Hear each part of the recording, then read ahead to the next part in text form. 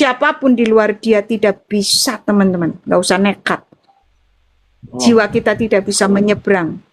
Jiwa kita tidak bisa menyeberang. Tanpa Yesus Kristus nggak bisa menyeberang. Di bawah itu api. Kalau nekat kok kejebur. Ya. Kalau nekat kejebur. Jangan nekat. Makanya Intan turun lagi tuh, Bang Minang. Udah krekelan istilahnya, kalau orang Jawa itu krekelan. Tahu nggak krekelan, Bang Minang? Yeah. Naik pelan-pelan ke atas, manjat gitu loh. Ternyata begitu manjat, kepleset lagi. Udah capek. Mau berapa kali itu capek. Itu ibaratnya. Nah, Intan analogikan gitu. Itu usaha sendiri, makanya capek, nggak nyampe-nyampe. Udah di atas, meleset lagi. Nah, Yesus Kristus dari atas mengulurkan tali. Paham nggak maksudnya, Intan? Sehingga kita cukup berpegang tali itu dan naik ke atas. Kita dipermudah, nyampe lah kita. Gitu maksudnya Intan, teman-teman. Oh, akhirnya apa? Teman-teman, disitulah Intan izin sama ibunya Intan. Ingin Kristen. Ingin ngomongnya nggak Kristen gitu loh, Bang Minang. Intan ingin ikut Yesus Kristus. Kaget ya itu. Apa? Gitu. Ingin ikut Yesus. Ya, Intan kan orangnya apa adanya. Intan pikir ya, ini kan pilihan Intan. Ternyata itu kan aib. Intan tuh nggak tahu itu aib gitu loh, Bang Minang. Perasaan itu kan pilihan Intan. Ternyata gini, reaksinya itu bikin Intan heran gitu loh. Ini kan pilihan Intan, kenapa dia marah gitu loh, Bang Minang? Iya. Marah gini, kamu itu mau ini ya, melempar kotoran di mukaku ya, Ibu. Ibu ngomong gitu, Bang Minang. Ibumu ini pengawas Departemen Agama. Itu Bang Minang. Ibumu ini kan pengawas Departemen Agama. Anaknya kok Kristen gitu. Dalam hati Intan, ya nggak masalah gitu. Kenapa itu jadi masalah gitu? Karena Intan kan suka menyepelekan sesuatu.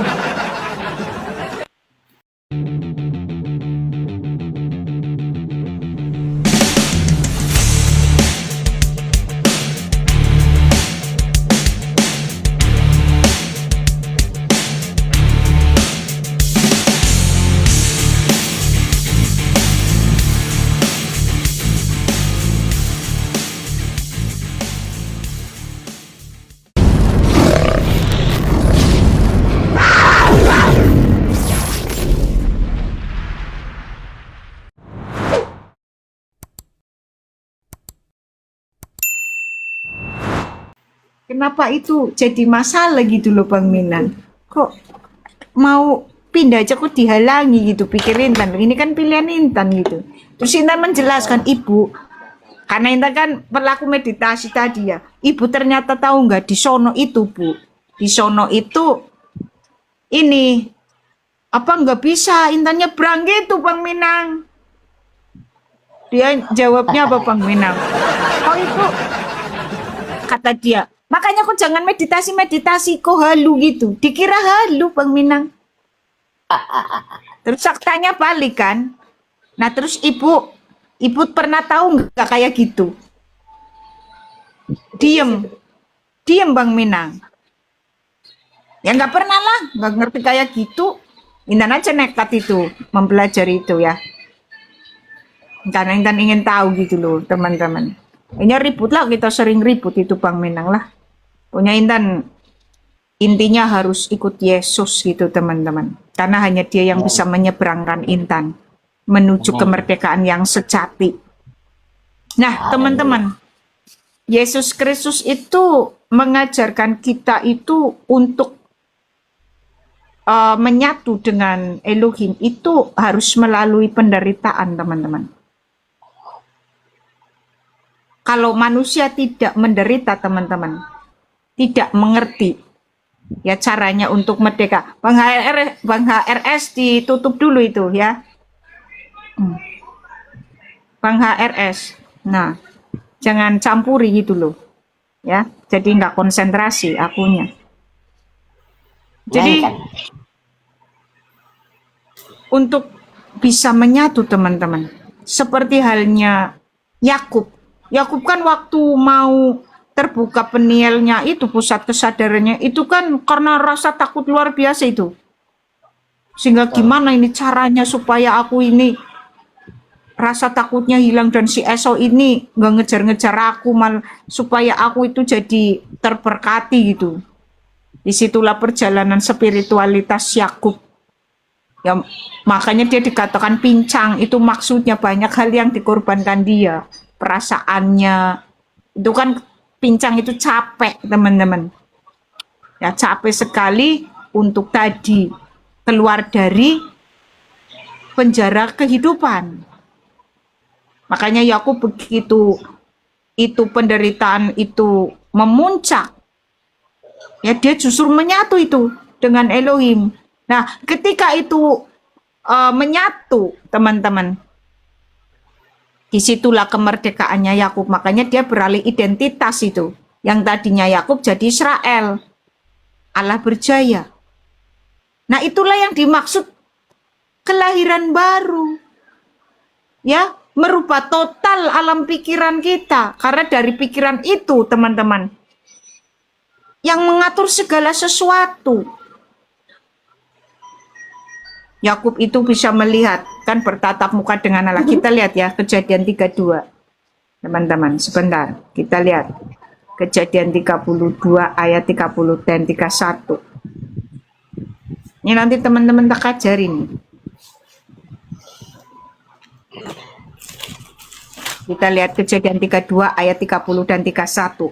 Yakub menamai tempat itu Peniel, sebab katanya, aku telah melihat Allah berhadapan muka, tetapi nyawaku tertolong. Lalu tampaklah kepadanya matahari terbit ketika ia telah melewati Peniel, dan Yakub pincang karena pangkal pahanya. Teman-teman tahu nggak? Ketika teman-teman itu sampai kepada pusat kesadaran, itu seperti melihat sinar cahaya matahari terang, teman-teman. Ya, makanya di sini lalu tampaklah kepadanya matahari terbit. Itu teman-teman. Ketika teman-teman intens ya masuk ke spiritual pikiran Kristus, itu nanti lama-lama teman-teman itu kayak melihat cahaya. Seperti matahari terbit itu teman-teman. Jadi awalnya teman-teman itu hanya melihat kayak gelap-gelap itu. Nanti lama-lama teman-teman semakin naik jiwanya dengan tuntunan Roh Kudus.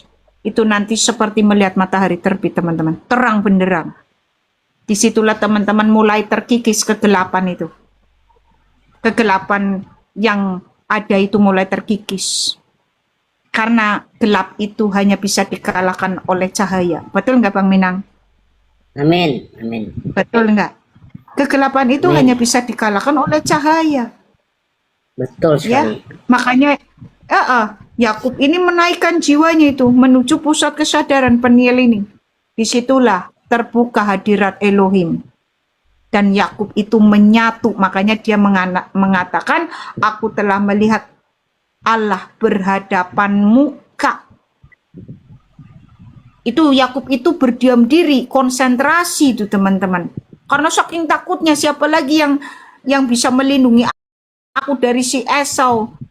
Ini yang bisa menolong hanya Elohim saja ini. Itu, makanya dia lakukan itu, sehingga begitu dia itu mencapai puncak kesadarannya itu, makanya dia itu capek. Kakinya kan pincang itu, capek. Itu karena hikmat tinggi itu teman-teman. Ya, kemudian tercerahkan.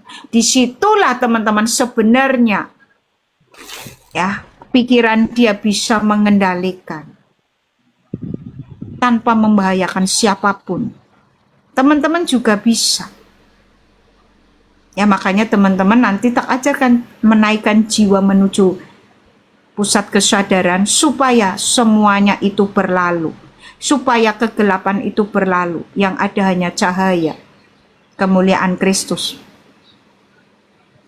Ya, sehingga teman-teman tidak lagi berselera untuk berbuat jahat. Tidak berselera lagi untuk berpikir cabul. semuanya hilang teman-teman. Tergantikan tadi yang katanya Yakub katakan, ya, lalu tampaklah kepadanya matahari terbit. Artinya kegelapan itu sirna di dalam alam pikiranmu. Ya, alam pikiranmu itu berubah total, akal budimu berubah teman-teman. Disitulah kamu sadar sepenuhnya. Ketika sadar sepenuhnya, karena Kristus benar-benar hidup sepenuhnya di dalam dirimu, kamu tidak selera lagi untuk berbuat jahat. Itulah yang disebut lahir baru. Ya, lahir kembali. Kalau ada oten-oten masih bisa jahat, masih bisa menfitnah, ya, masih bisa menjatuhkan, masih suka gosip ini dan itu, berarti belum lahir baru. Jadi lahir baru itu bukan cuma dibaptis. Lahir baru yang sebenarnya adalah pembaharuan total seluruh alam pikiranmu. Yang tadinya alam pikirannya gelap itu dipenuhi cahaya. Itulah kenapa Yakub tadi mengatakan, ya, lalu tampaklah kepadanya matahari terbit. Jadi yang tadinya gelap itu, pikirannya kan gelap itu Yakub itu karena takut. Itu jadi terang benderang, sadar sepenuhnya. Makanya disebut Peniel itu wajah Allah. Ya, teman-teman, di dalam teks Ibrani, Peniel itu wajah Allah. Gitu. Ya, karena Yakub itu akhirnya teman-teman bisa mengendalikan dirinya. Ya, lalu bisa membuat si Esau itu luluh. Teman-teman juga, ketika teman-teman di puncak kesadaran, siapapun bisa luluh. Ya, karena teman-teman pikirannya berkuasa lagi tanpa membahayakan lagi. Kalau kayak gini nih, teman-teman masih ada jahatnya. Ya, terus pikirannya berkuasa, wah bahaya. Ya, nanti gini di pikirannya, oh biar si B mampus. Mampus beneran. Nah, berarti kok masih jahat kan begitu. Nah, ketika teman-teman itu naik jiwanya ke puncak kesadaran, itu sudah tidak bisa jahat lagi. Sehingga tidak berbahaya. Kejahatan itu sirna selama-lamanya. Ya, matahari itu terbit di situ selamanya. Di dalam alam pikiranmu. Sehingga tidak ada selera untuk jahat. Sehingga karena tidak ada selera untuk jahat lagi, berkat melimpah. Elohim tidak mengkhawatirkanmu lagi. Ya, karena kamu sudah benar-benar tersadar sepenuhnya. Ya, seperti halnya Tuhan. Bedanya Tuhan itu seperti itu untuk kita. Memberikan jalan masuk, teman-teman. Ya, makanya begitu dia tersalibkan di atas yang salib itu. Lalu meninggal itu. Itu tabir Elohim itu robek, teman-teman. Ya, tabir Elohim itu robek. Demi kita apa? Bisa terhubung lagi dengan Bapa. Nah, tanpa kita terhubung dengan Bapa, bagaimana kita bisa merdeka? Ya, teman-teman. Bagaimana kita bisa merdeka? Orang jalan masuk ke Bapa itu melalui Yesus Kristus. Karena tabir itu sebenarnya di Yesus Kristus itu sendiri, makanya dialah yang harus berkorban, teman-teman. Ya, lewat dia. Makanya robak itu tabir Allah yang menghalangi. Istilahnya yang tadinya ruang Maha Kudus itu hanya bisa dimasuki oleh orang yang suci. Melalui Tuhan kita, ya, kita bisa memasukinya. Nah, oten-oten ini kan sudah diberi sarana. Kenapa tidak dilakukan? Malah sibuk ribut-ribut nggak karuan. Ya, teman-teman. Supaya kalian itu merdeka dari seluruh penderitaan itu. Supaya kalian itu meskipun dijahati itu tidak merasa sakit hati, tidak merasa membenci, tidak merasa mendendam, tidak menyimpan akar kepahitan. Dengan apa, Intan? Oke. teman-teman, dalam hatimu itu ada Roh Kudus. Ini caranya.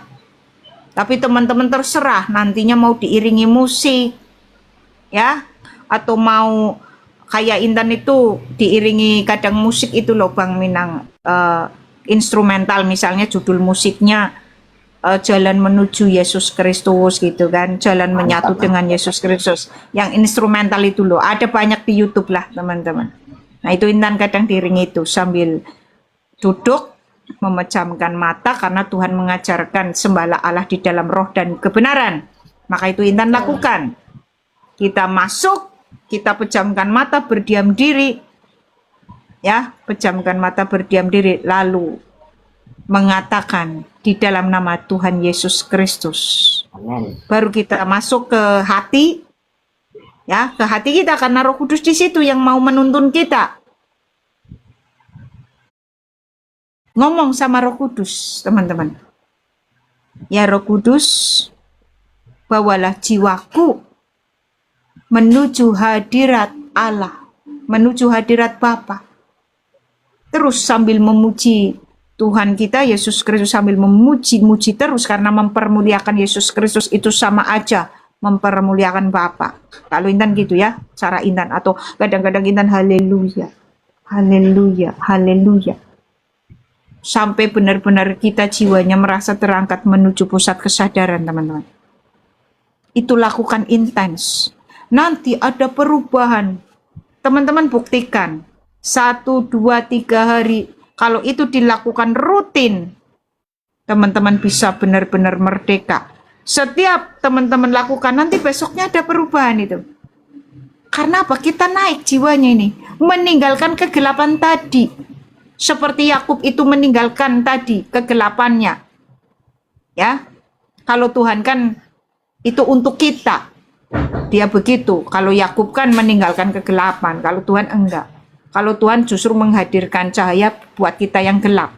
Itu bedanya ya teman-teman. Nah, Yakub ini meninggalkan penderitaannya, kegelapannya itu. Nah, ini nanti lama-lama ketika jiwa teman-teman naik ini. Ini seperti melihat cahaya itu. Terus lakukan itu. Roh Kudus, tuntunlah aku, jiwaku, menuju hadirat Bapa. Roh Kudus gitu, teman-teman. Haleluya. Itu yang Intan lakukan. Sediakan waktu itu, teman-teman. Rutin. Lama-lama teman-teman nanti tahu-tahu besoknya atau esok harinya itu tahu-tahu ada perubahan itu. Tanpa teman-teman berusaha untuk merubahnya. Tetapi Roh Kudus di dalam diri teman-teman itu yang merubahnya. Karena jiwa teman-teman itu sudah naik menuju pusat kesadaran atau peniel, menuju hadirat Bapa. Karena hadirat Bapa ini kan bagi kita terbuka itu. Ya, kalau orang lain masih tertutup. Karena tadi ada jalan atau jembatan yang tak bisa terseberangi, ada jurang yang tidak bisa diseberangi. Nah, kalau kita sudah bisa menyeberangi. Loh, kenapa kok Oten malah pada bertengkar sendiri? Intan untuk mencari tahu nih. Intan untuk mencari tahu siapa yang bisa menyeberangkan itu sehingga jembatan itu tertutup. Itu butuh waktu puluhan tahun loh. Loh, Oten dapat gratis yang dari kecil. Oten ini kan dari kecil. Nggak usah mencari tahu. Kok tidak diberdayakan gitu. Padahal Tuhan jelas-jelas mengatakan pada kita, sembahlah Allah di dalam roh dan kebenaran.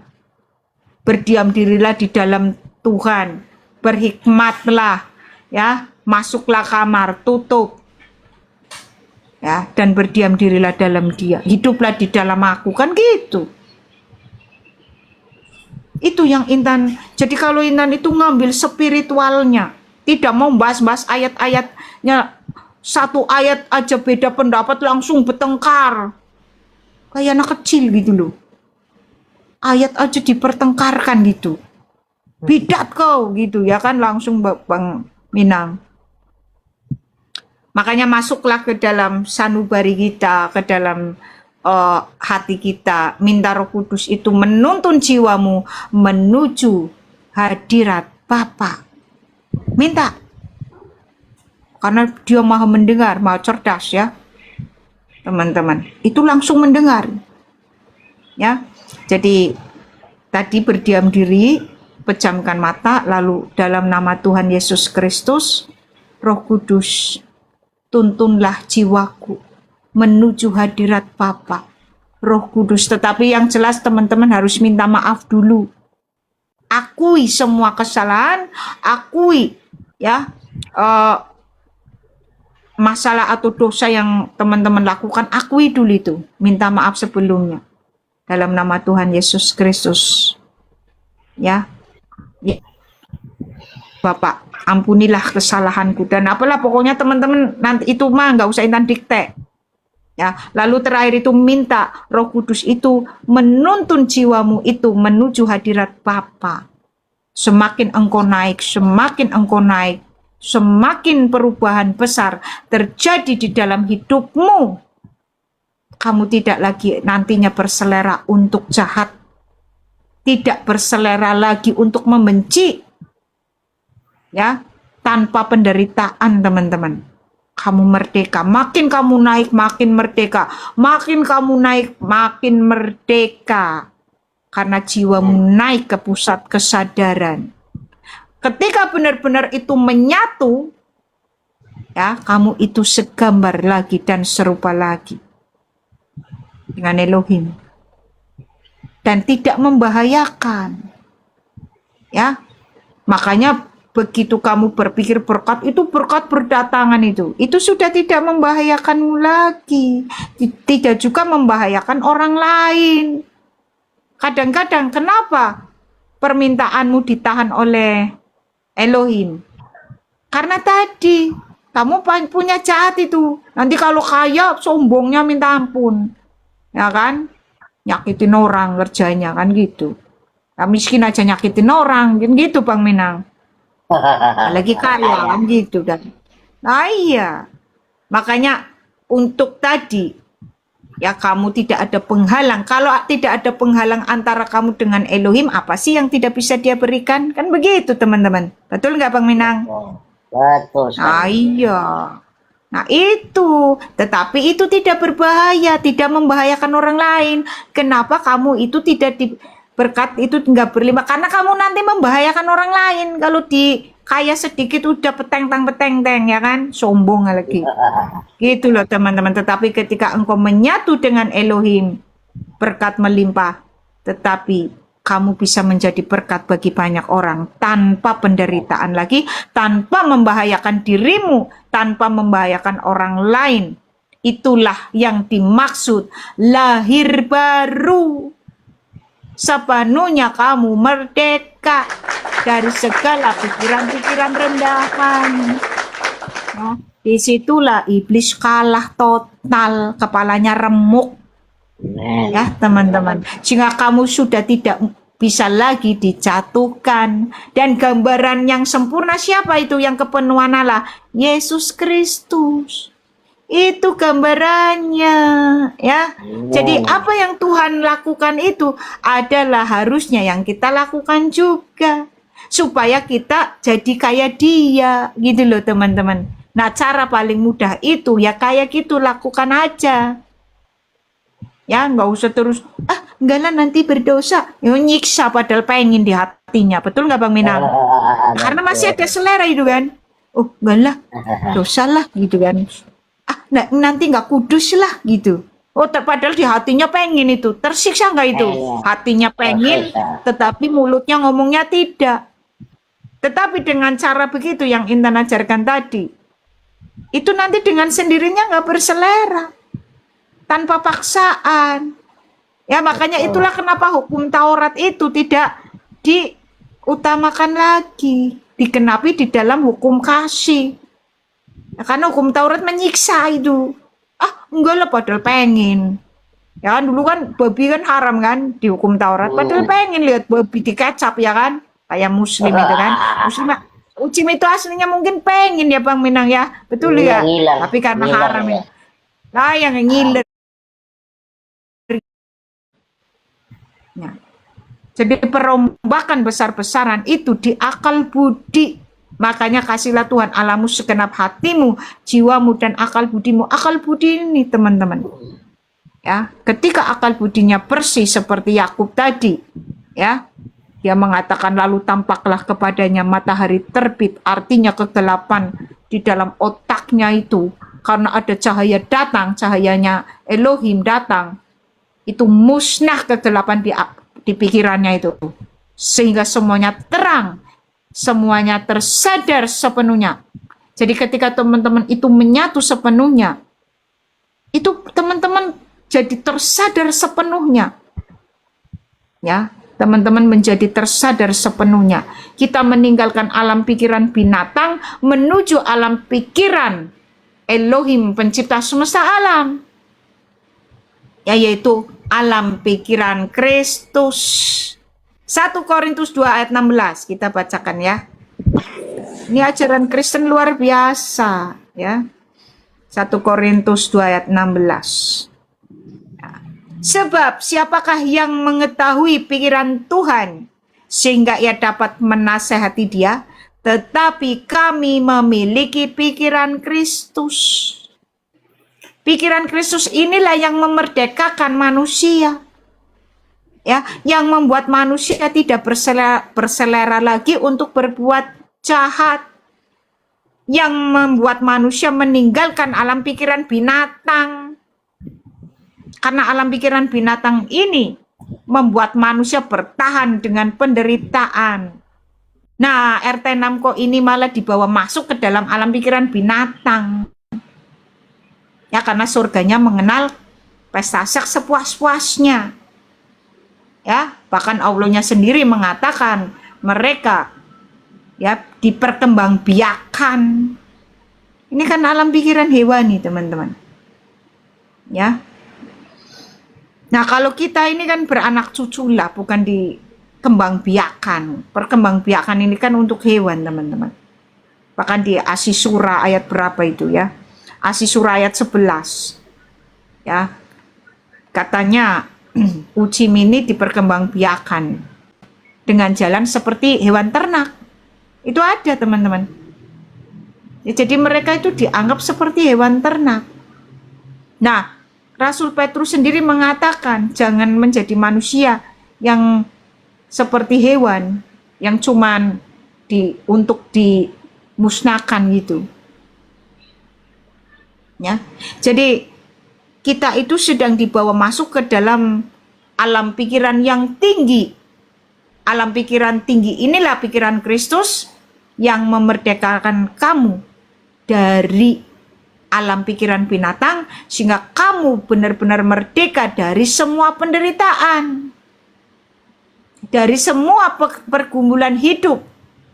Inilah yang dimaksud merdeka yang sejati. Ya. Nah, kalau ajaran RT 6 ini lucu, malah umatnya dibawa masuk ke dalam alam pikiran hewani, yaitu di surganya, kawin mengawini, pesta seks. Ini kan alam pikiran hewani. Nah, teman-teman, tubuh selanjutnya itu ditentukan oleh alam pikiran. Ya. Tubuh selanjutnya itu ditentukan oleh alam pikiran, teman-teman. Apakah kita nanti mengenakan tubuh kemuliaan atau kita mengenakan tubuh hina, teman-teman? Itu tergantung alam pikiran kita. Ya. Apakah kita nanti memiliki tubuh selanjutnya itu tubuh kemuliaan, tubuh surgawi, atau tubuh hina?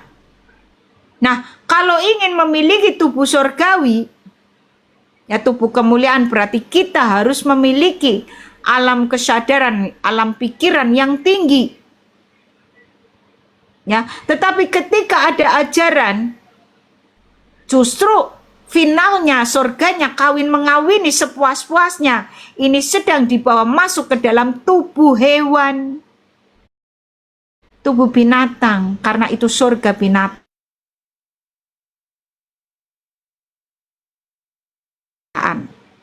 Jadi kamu dipuaskan ya di situ, baku cuki sepuas-puasnya, teman-teman, karena hanya hewan ya yang mengenal Itu sedang dibawa masuk ke dalam alam pikiran hewan, sehingga tubuh selanjutnya itu tubuh hina. Nah, tubuh hina ini ada dua, ya, tubuh manusia ini yang kita punya ini dan tubuh hewan. Makanya di kitab Wahyu disebut binatang, ya teman-teman. Jadi ada dua tubuh hina. Tubuh hina itu bukan cuma tubuh manusia saja, ya. Tubuh hina adalah salah satunya tubuh binatang, teman-teman, ya. Nah, RT6 ini terang-terangan sebenarnya kalau kita baca dari kitabnya, ya. Itu sedang dibawa masuk ke dalam alam pikiran hewan, sehingga nanti tubuh selanjutnya itu tubuh hewan. Jiwanya itu mau ditanamkan, ya, di alam pikiran hewan, teman-teman. Ngeri nggak? Jadi tubuh hina itu ada dua, teman-teman, ya. Tubuh manusia dengan tubuh hewan itu, tubuh binatang. Ya, maka inilah mempengaruhi alam pikiran, menentukan di mana kamu berada dan dengan tubuh apa. Tubuh kemuliaan atau tubuh hina. Ya, tubuh hina itu adalah ajaran yang justru mendorong manusia itu memiliki alam pikiran hewani. Ya, berpesta seks sepuas-puasnya itu kan alam pikiran binatang. Makan minum, pesta seks, makan minum, ngesek, makan minum. Kayak ayam, betul nggak Bang Minang? Coba perhatikan itu ayam. Ayam itu kan makan minum, habis itu baku cuki, betul nggak Bang Minang? Berkembang biak kan? Betul, Berkembang betul, biak betul. kan? Terus wedus nih, wedus kan? Siswa Kambing 11. wedus, sapi. Ya, sapi kan gitu kan, makan minum. Perlu dibaca nggak makan, si surah minum. 11 nih? Ya silakan. Surah ayat 11, bacakan Bang. Ya, Allah pencipta langit dan bumi, Dia menjadikan bagimu pasangan-pasangan dari jenismu sendiri, dan menjadikan pula jenis hewan ternak pasangan-pasangan. Dia menjadikanmu berkembang biak dengan jalan itu. Tidak ada sesuatu pun yang serupa dengannya. Dia maha mendengar lagi maha melihat. Pas. Gimana cara berkembang biaknya dengan jalan seperti hewan ternak? Dikembang biakan seperti hewan ternak ini. Ini kan sedang dituntun ke alam pikiran hewan ternak ini. Nih teman-teman, ya. Surah ayat 11, ya. Allah pencipta langit dan bumi. Dia menjadikan bagi kamu pasangan-pasangan dari jenis kamu sendiri dan dari jenis hewan ternak. Pasangan-pasangan juga dijadikannya kamu berkembang biak dengan jalan itu. Dengan jalan seperti hewan ternak, kamu berkembang biak. Ini Allahmu sendiri yang mengatakan. Ya, ini bukan surah saja. Kita lihat teman-teman di surat lainnya. Al-Mulk ayat 24. Ya, kita lihat Al-Mulk ayat 24 dan nanti An-Nisa ayat 1. Di situ semuanya menggunakan kata berkembang biak. Ya. Ini Al-Mulk nih. Ayat 24. Katakanlah dialah yang menjadikan kamu berkembang biak di muka bumi dan hanya kepadanya kamu akan dikumpulkan. Setelah berkembang biak dikumpulkan, kan persis hewan ternak itu. Ada hewan ternak kan kalau beranak pinak itu kan dikumpulkan, betul nggak? Ayam itu loh, ayam itu kan kalau telurnya pecah itu loh Bang. Kumpulkan kan? Iya. Nah kita lihat satu lagi nih teman-teman. Kita lihat satu lagi dari An-Nisa ayat 1 nih. Kita lihat An-Nisa ayat 1. Sama dikatakan berkembang biak. Ya, kita lihat An-Nisa ayat 1 nih. Ya. Wahai manusia, bertakwalah kepada Tuhanmu yang telah menciptakan kamu dari diri yang satu dan menciptakan pasangannya dari dirinya. Dan dari keduanya Allah memperkembangbiakan laki-laki dan perempuan yang banyak.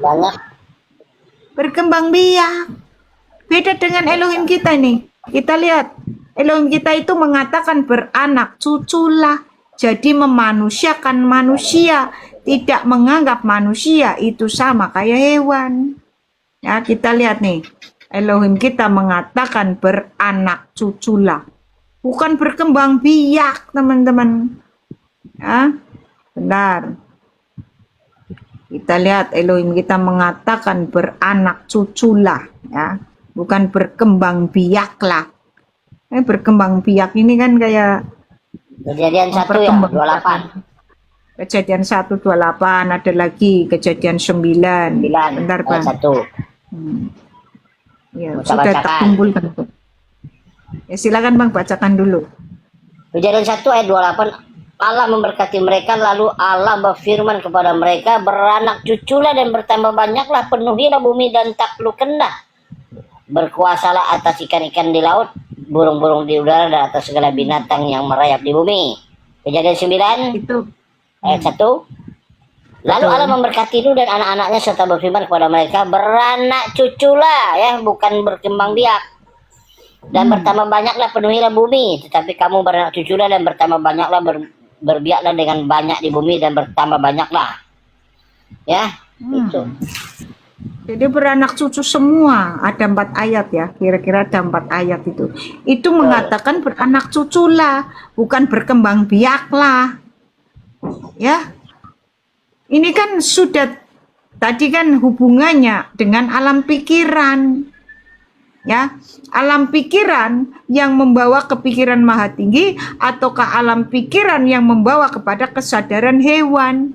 Hanya ada 2. Ya, apakah kita dibawa masuk ke dalam alam pikiran yang tinggi yaitu pikiran Kristus, ataukah kita justru memasuki alam pikiran hewan? Ini menentukan tubuh kita selanjutnya. Nah, alam pikiran hewan ini justru menyiksa manusia, nambah tersiksa. Ya, ini nih.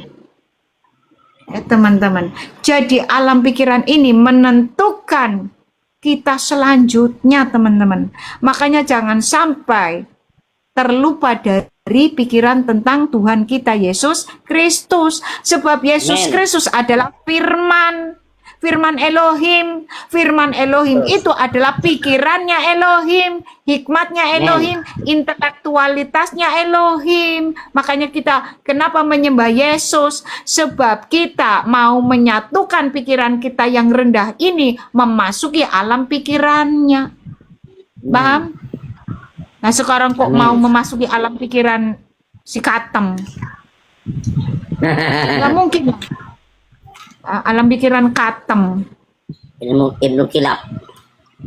Iya, bagaimana mungkin bisa selamat? Ya, kalau manusia itu malah dibawa masuk ke dalam alam pikiran hewan. Kita harus masuk ke alam pikiran yang tinggi yang disebut pikiran Kristus, teman-teman.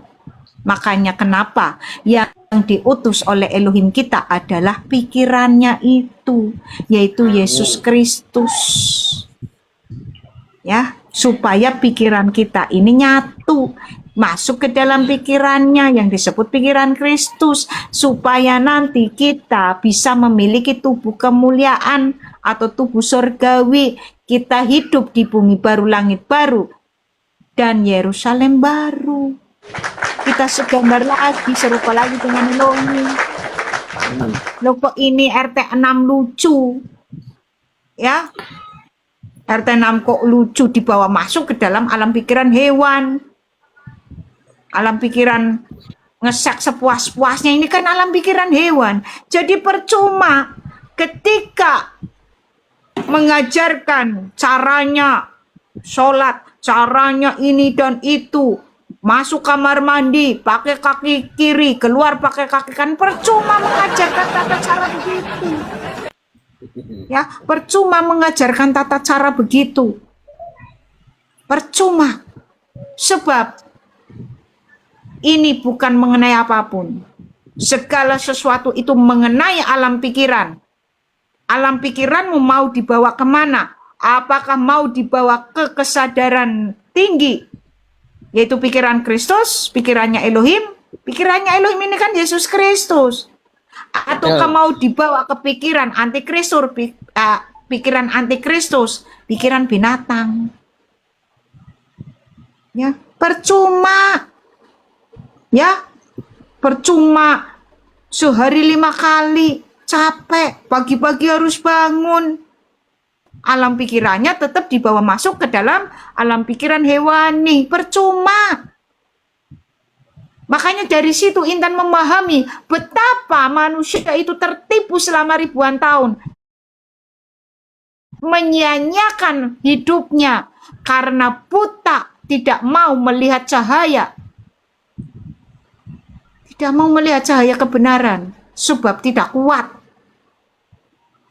Ya. Itu loh teman-teman. Makanya berapa kali Tuhan mengatakan akulah terang dunia, akulah terang dunia. Malah bertanya sendiri. Tunjukilah kami jalan yang lurus. Sampai mau meninggal dunia masih bertanya jalan yang lurus. Padahal Yesus Kristus mengatakan akulah terang dunia. Di sana setiap hari berdoa, tunjukilah kami jalan yang lurus, tunjukilah kami jalan yang lurus, tunjukilah kami jalan. Setiap hari bertanya jalan yang lurus. Logikanya yang masih bertanya nih, jalan yang lurus mana? Ini orang tersesat. Benar nggak? Betul. Kalau orang Betul, tersesat pasti bertanya, tunjukilah kami jalan yang lurus. Benar nggak? Betul. Ya, RT6. Itu di situ aja kalian nggak nyambung otaknya. Ya. Dan kalau kalian harus ngikutin nih, Az-Zukhruf ayat 61 itu menjawab jalan yang lurus Isa Al-Masih. Kenapa kau nggak ngikuti Isa Al-Masih itu? Di mana itu Isa Al-Masihnya? Isa Al-Masih bukan Yesus Kristus loh. Ya, ikuti saja itu Isa Al-Masih. Dicari itu sampai dapat di mana itu Isa Al-Masih. Karena dia jalan yang lurus. Az-Zukhruf ayat 61 Bang, dibaca Bang. Az-Zukhruf itu jalan yang lurus. Kan mereka selalu bertanya setiap hari wajib tuh. Ihdinas siratal mustaqim. Siratal ladina an'amta alaihim ghairil maghdubi alaihim waladdallin. Amin. Ya, tunjukilah kami jalan yang lurus, bukan jalannya orang-orang yang tersesat. Itu teman-teman, minta ditunjukkan jalan yang lurus setiap hari.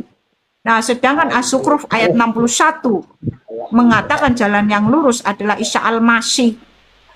Dibuka Pak, itu Az-Zukhruf ayat 61. Siap. Iya. Az-Zukhruf ayat. Di sini dikatakan, dan sungguh dia dalam kurung Isa itu benar-benar menjadi pertanda akan datangnya hari kiamat. Karena itu janganlah kamu ragu-ragu tentang kiamat itu dan ikutilah petunjuk, inilah jalan yang lurus. Iya. Siapa jalan lurus di situ? Isa Al-Masih. Kok ngikutin Muhammad itu gimana itu? Orang di situ yang jalan yang lurus Isa Al-Masih kok. Makanya dicari itu Isa Al-Masihnya di mana, itu kan berarti apanya Imran. itu kan hidup di zaman Musa. Ditambah lagi Maitan surah Az-Zukhruf ayat 63 Maitan. Di mana? Kepada Allah dan kepada Isa Al-Masih. Iya, betul. Iya, bukan kepada Muhammad, Maitan. Iya. Kepada makanya dulu Sang Bapa dan Sang Firman, itulah Yesus Kristus. Iya, makanya kok cari itu Isa Al-Masihnya itu, ya kan? Zaman Musa itu hidupnya. Ya coba kalau udah gini itu pada ngamuk teman-teman, karena mereka nggak bisa jawab. Ya. Makanya carilah Tuhan yang mengajakmu itu ke alam pikiran yang tinggi. Ya, carilah Elohim yang mengajakmu ke alam pikiran yang tinggi. Bukan mengajakmu ke alam pikiran hewan. Itu percuma. Pikiran setan, bukan Ya, hewan, pikiran iblis. Ya kan iblis itu kan disamakan oleh Elohim kita alam pikiran hewan, Bang. Karena Ya, tidak ada ya. pikiran tingginya itu. Jadi kalian itu harus mencari Elohim yang mengajakmu ke alam pikiran Kristus, alam pikiran yang tinggi, bukan menuju alam pikiran hewan. Ya, Pak Kucuki sepuas-puasnya, itu alam pikiran hewan. Karena hanya hewan yang bisa Pak Kucuki sepuasnya. Betul nggak Bang Minang? Betul, betul. Lah Allahmu Betul sendiri kan tadi sekali. sudah tak bacakan. Ngatain Betul. kalian itu berkembang biak. Berarti kalian itu sedang dibawa masuk ke dalam alam pikiran hewan. Karena Allahmu mengatakan kamu itu berkembang biak, bukan beranak cucu. Ini aja nggak mudeng ini. Ya kenapa Intan lebih suka bicara alam pikiran? Karena di situ pusatnya, makanya remukan kepala ular maksudnya. Kita ini harus mengerti alam pikiran ini. Gitu loh. Ya. Nah, alam pikirannya kok dibawa masuk ke alam pikiran hewan ini gimana? Ya percuma lah beribadah. Apalagi dikerjain itu kan wudhu gitu kan Bang Minang. Orang semuanya itu tetap. Semuanya itu hanya masalah alam pikiran teman-teman. Makanya Tuhan kita mengatakan kasihlah Tuhan Allahmu segenap hatimu, segenap jiwamu, terakhir akal budi pikiranmu. Amin. Amin. Di RT 6 gak ada. Nih, ibarat kata gini, kalau kita ini kan satu perikop ini kan nyambung nih. Oh, ini perikop tentang ini misalnya. Ya misalnya kejatuhan manusia. Satu perikop itu menceritakan kronologi kejatuhan manusia, betul nggak Bang? Betul, betul, betul. Nah di kitab sebelah itu nggak ada perikop. Ibarat kata judulnya Cinderella. Ternyata begitu dibaca isinya cerita tentang Pinocchio. Ini kan bingung. Judulnya Cinderella, isinya Pinocchio ceritanya. Kalau Alkitab itu kan runut jelas itu.